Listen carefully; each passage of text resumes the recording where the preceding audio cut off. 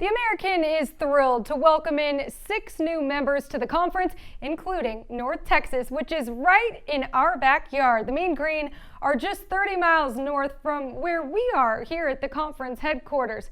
The expert on all things North Texas athletics, the Vice President and Director of Athletics, Wren Baker, joins me right now. Wren, first off, welcome to the conference. Thank you for joining me. How has the news been received by your coaches, student athletes, and the whole Mean Green fan base? Well, everybody is very excited. I mean, we've obviously seen a lot of growth in our athletic programs the last few years. Some great moments with a softball pitcher that pitched the first ever perfect game. Our basketball team success last year, football going to bowl games in 4 out of 5 years. But I think certainly in my time here and maybe in the university's history, this is one of the most monumental days that we've ever had. So our fans are excited, our student athletes are excited, our coaches are excited.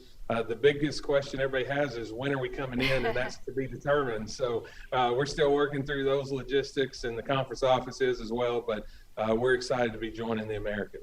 You're no stranger to the conference, having spent 3 years at Memphis. Why is North Texas and the American a perfect match in your mind? Well, I think when you look at the growth and opportunity and you look at the Americans' history, it's going to provide an opportunity for us to continue to build on a proud athletic tradition and continue to brand and expose our programs to a broader audience with the incredible media package that the American has and all of the success and the branding around Power 6 and backing that up with accomplishments. I saw the power that had at Memphis. I mean, Memphis's athletic programs have benefited greatly from their membership in the conference. And, I know that we will as well. Not only do we have an incredible amount of growth and success in our athletic programs, but our academic programs. I mean, you're talking about one of only 18 Carnegie Tier 1 research universities that are both a minority serving institution and a Hispanic serving institution. And we have programs that are ranked and nationally acclaimed in business and in education. But then, one unique fact is our music school. This is a place that claims Don Henley and Pat Boone and Meatloaf and Nora Jones, Eli Young bands. You just go on and on and on with some of the great musicians that's come through here. So that's something that I think American fans will enjoy getting to know about our conference. From success in the classroom to success on the field during your tenure, a combined 14 conference and division championships. How do you believe the American can continue to elevate the success across the board for all of your programs? Well, I think the first thing is the competition is another step up. And anytime you compete against great programs, it forces you to improve and be better. And we know that that's going to be a benefit of being in the American. And then when we have those accomplishments, we're going to be able to get those to a broader audience, to a bigger audience. That's also going to be very helpful in growing that brand and making sure that people all over the world know what we have to offer here at the University of North Texas, both athletically and academically. Broadly speaking, when you look at conference realignment, typically storied rivalries have been lost, but in this case, your teams will actually be gaining a conference opponent of a DFW Metroplex rival in SMU. What impact do you expect this to have on both fan bases? Well, the fan bases and our alumni bases are very different. That's a smaller private institution, and then we're a large public institution. But we have a great respect for each other. I know President Smotrisk and I have a lot of respect for Rick Hart, their AD, and for Gerald Turner, the president. That while the fans may enjoy a very good-natured, maybe sometimes not so good-natured rivalry, we think we complement each other a lot, and we'll be able to really help each other extend our brand and presence and the American Conference's brand and presence right here in the Metroplex, which is already the number 5 DMA and one of the most rapidly growing metro areas in the world. And I mentioned this earlier today in a press conference, but if you look at the growth in Dallas-Fort Worth, it's all between Dallas and Fort Worth and that corridor extending from the Oklahoma border south of the Metroplex. And so that's right where we are. And so it's going to provide a lot of opportunities to continue to grow in the brand of both institutions as well as the conference. speaking of growth, you all are breaking ground all over campus. That can be seen when you're driving up I-35. It's been part of the largest athletics facility project in school history, benefiting all 16 athletic programs. What are a few of the most exciting additions as a part of this plan?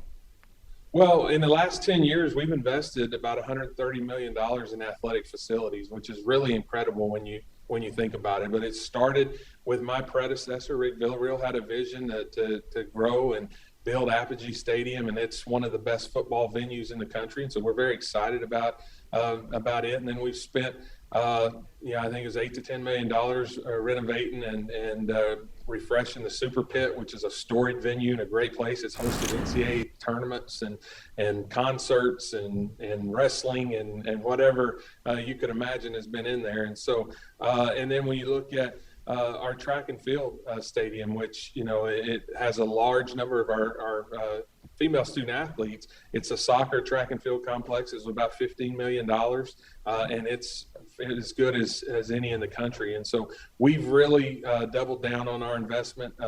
Probably the facility people will see most as they're driving up is our indoor practice facility, and it has Mean Green written on it, and it's lit up at night. The letters are 26 foot tall. The EAN on Mean Green is 1,200 square foot. That was bigger than my wife and I's first house. And so it's definitely large and makes an impression, but we sit here where two interstates merge, and so we see an opportunity to brand our campus and brand our athletic programs by the traffic that comes by. And so people, as they come into town, will definitely see those athletic facilities first and foremost as they drive in. American fans, I'm sure, are certainly looking to seeing it all. Wren, finally, what's the number one thing, you've mentioned a lot, but the number one thing that really stands out about North Texas that you want the American and all of its fans to know? Well, as the fans out there can tell, I have a strong commitment to eating. So I could, if they want to email me for all the best restaurants, I can do that. But certainly the Denton Square is a great place to hear music, to hang out with friends, to shop, and to find a good meal. But probably my personal favorite is the Mean Joe Green statue right in front of Apogee Stadium. Mean Joe Green is one of the best football players, not only in the history of North Texas, but in the history of football. And he's still involved, still comes to games, and he definitely is engaged with us and has done a lot for our programs over the years. And so to me, we unveiled that statue 3 or 4 years ago during my tenure here. And so I'm probably partial to that one. And maybe just behind that would be McConnell Tower, where we light the tower after victories. And so that's another one of my favorite places to be. And hopefully we'll be lighting the tower after many American victories in the future. Wren, on this historic day, appreciate you sharing a piece of history and traditions at North Texas. Thank you so much for taking the time to join us, and welcome to the conference.